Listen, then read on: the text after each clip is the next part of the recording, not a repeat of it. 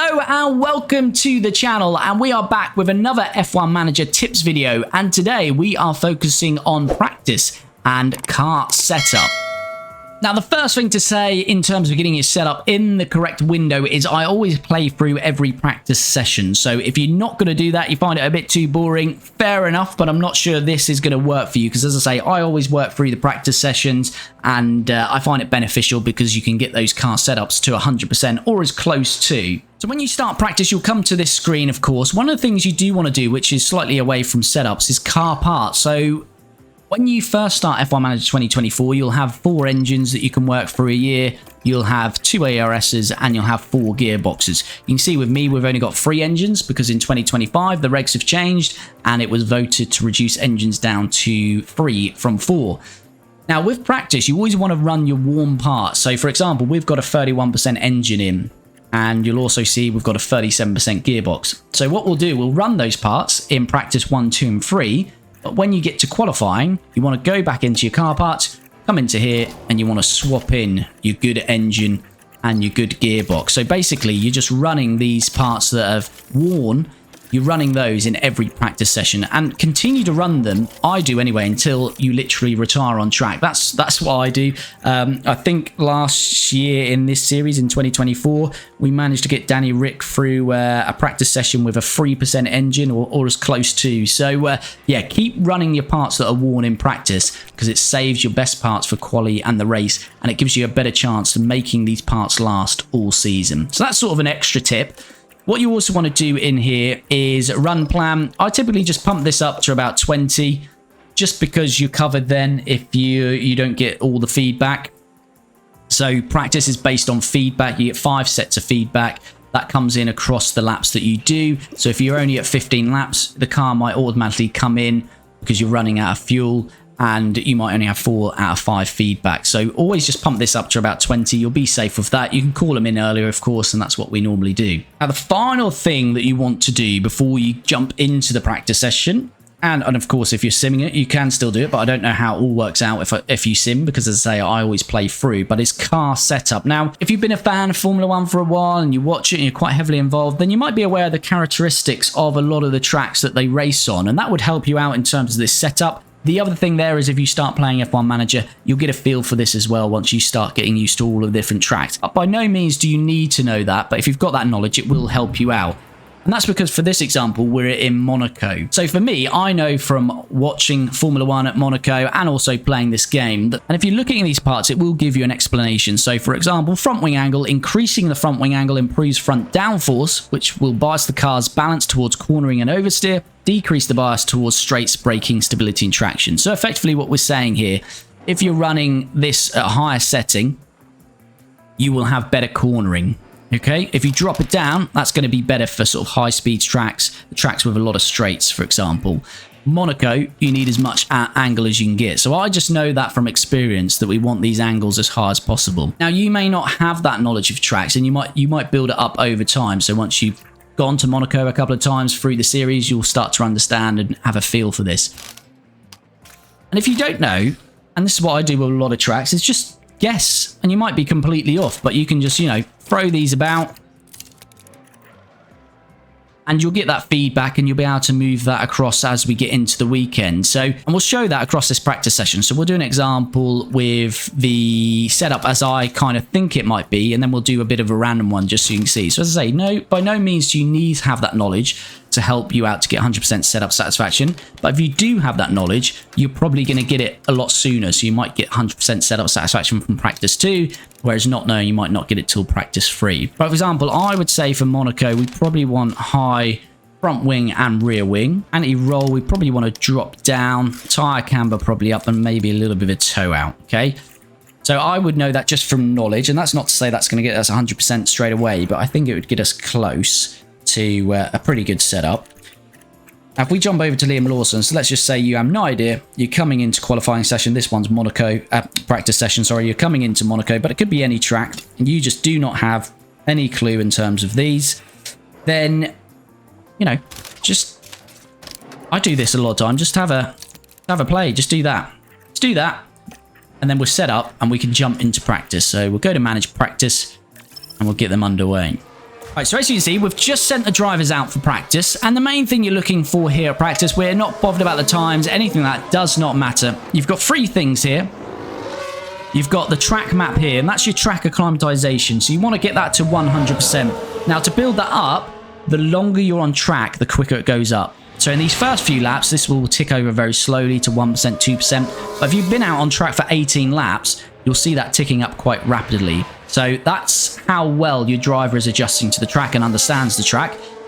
And you should really, if you've not had an instant in practice and you're playing 3 practice sessions, you should really always get that to 100%. The middle one here is car parts knowledge. Now, this is difficult to get to 100% if you've got a lot of new car parts on. And again, it's the same thing as track acclimatization.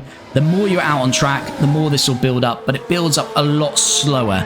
So if you've got 2, 3 new parts on the car, you might not get that to 100%.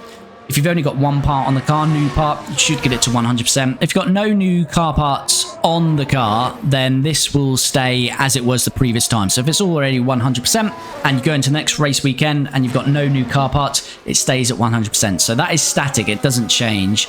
It only changes if you put a new car part on. So as I say, if in this race, for example, Monaco, we get this now to 93%, and we don't put any new parts on the car for next race, we'll start at 93%. Okay, so you just need to run on track as long as possible, and you'll be doing that for track acclimatization. So I wouldn't worry too much about the car parts knowledge.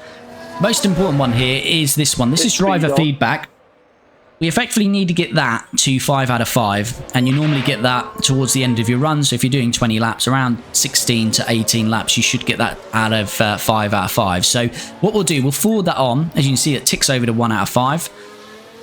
And you can see what that is if you want to as it goes through. So if you go through to the strategy view, you click on drivers, you'll be able to see that setup satisfaction when it comes in, okay? But we'll see it in the pits anyway. But when you've got 5 out of 5, you can, if you want to keep them out on track, that can sometimes be useful to look at this screen, because if it's the last practice session and your track acclimatization says it's 70% and your previous setup was say 96%, but you're just trying to eke out an extra percent, you may not want to bring them in to see that screen. So you can have a look at this. If that's now gone up to 98%, then you might be thinking, well, actually, that's fine. I'll accept that, and I'll just keep him out so I can build the track acclimatization up. So this screen can be useful for that, but we'll forward on until we get 5 out of 5.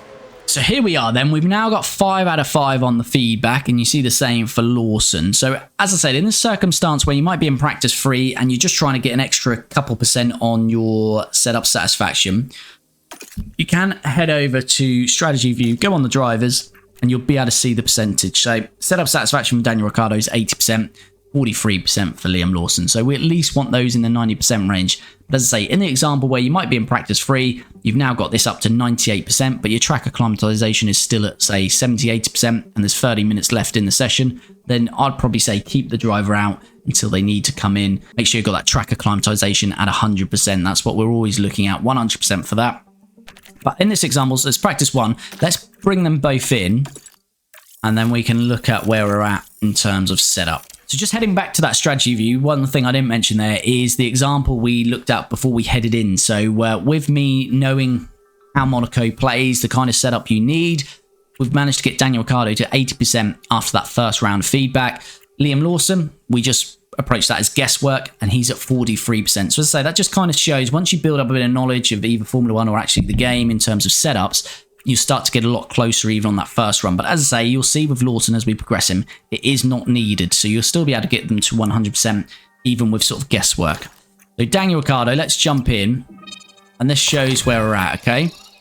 So we're optimal on oversteer, so we want to keep that really where it is. And then we'll move across these other things. So wherever you need to make a big change on traction, that's always going to be anti-roll bar, as you can see. So if you need a big change either side, that's going to be that one. And in terms of straights, that's always going to be the rear wing.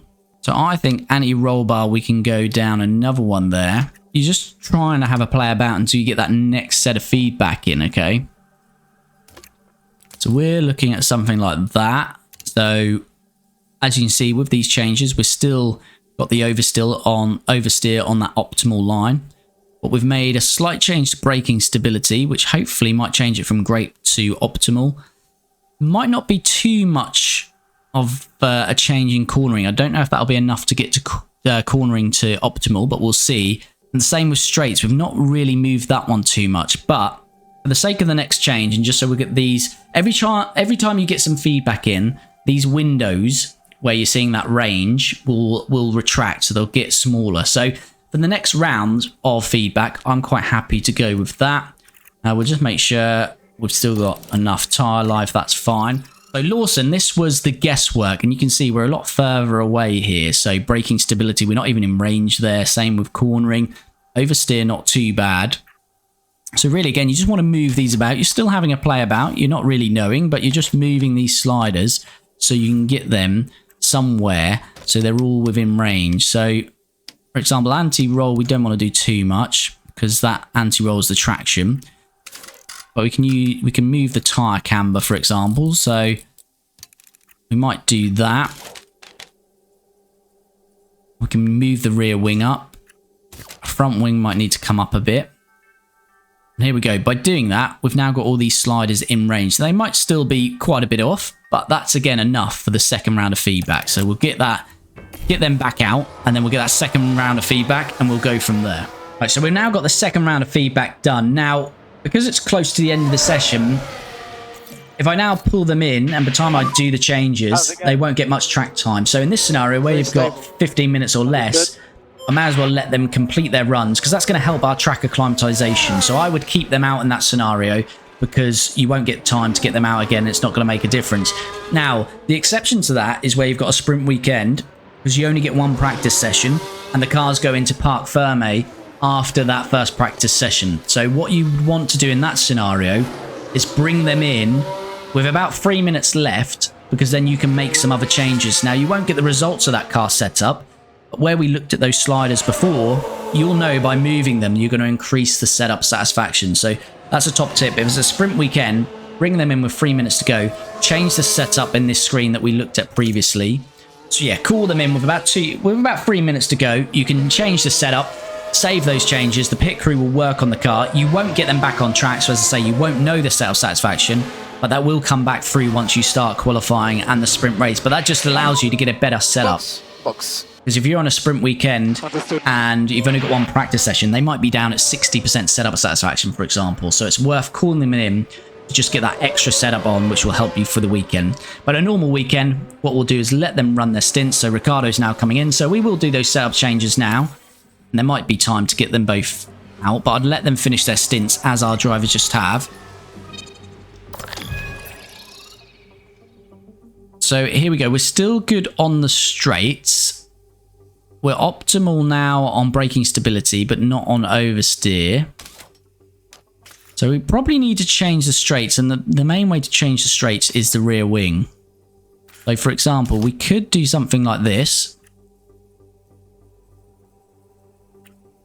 And again, we're just moving these. We're making little micro adjustments as we go. The more you play the game, you'll get used to the different aspects here. So sort of toe out, tyre camber, what aspects they actually change. But you will see they are highlighted as well. So toe out, we can see braking stability and cornering are highlighted, and which directions they move in. So you can see braking stability to the right, cornering will go to the left. So again, the more you play the game, the more you get used to this, you'll know that naturally. But again, we're just making little micro adjustments, trying to move them where it's good. For example, on the straights, we probably want a bigger change from the middle there to the end. You want a bigger gap, so to speak, from your previous setup, because it's only good. Where it's great, it's probably just a micro adjustment to try and get that to optimal. So that's what we're trying to do here. Make little changes, get it closer to the window of being an optimal setup.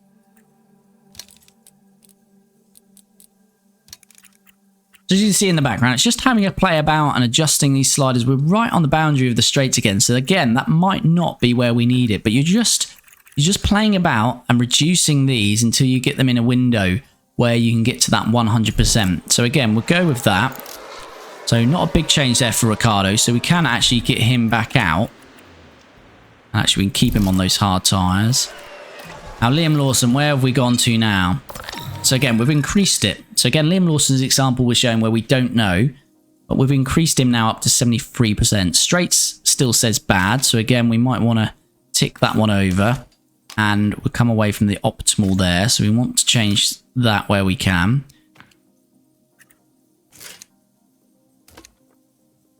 again, something like that might be good enough. So we'll go with that. And then we'll see what comes in. Bigger change on Lawson, so he might not get out in this session, but we go again in practice 2. Okay, so we're now in practice 2. They've ran out again, and we've called them back in. Now we've got the setup satisfaction back. And you can see those last changes we've done on Daniel Ricciardo has now got him to 100%. So we've played about, even though this looked to be right on the edge, maybe off that boundary, it was enough. So 100%. And that's job done on Ricciardo. So what you would do in that example now is you'd keep him on his medium tyres, for example, go on your run plan, and just put this up as high as it'll let you. And once we get here, it's saying we can't go out because that's too much. So maybe not that high because they can do 44 laps, but that's going to be right at the end of the tyre life. So probably drop it down by 5 or 6 laps or so. 34 laps. Daniel Ricciardo go back out, and now it's all about just getting that track acclimatization up because he's at 100%. And once you reach that and your car parts knowledge is 100%, then you can just keep him in the garage. So Daniel Ricciardo is just focused on track acclimatization and car parts knowledge. Now Liam Lawson, this is the one we've been having a play about with. So we're getting closer. It's going up. So I think it was at 60%, then in the 70s. Now we're at 87%. So we're getting somewhere with him. What can we do now? So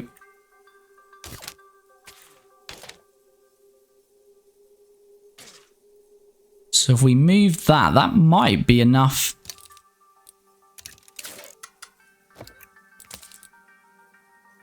There we go. So again, it's just having a bit of a play about, and we've moved that around, and it's slightly different. So again, that will give us a different reading. Now, sometimes it might go worse. It might go from 87% down to 82. If that happens, you can click this button and it reverts. And what you'll also have is down here, you'll have these different icons.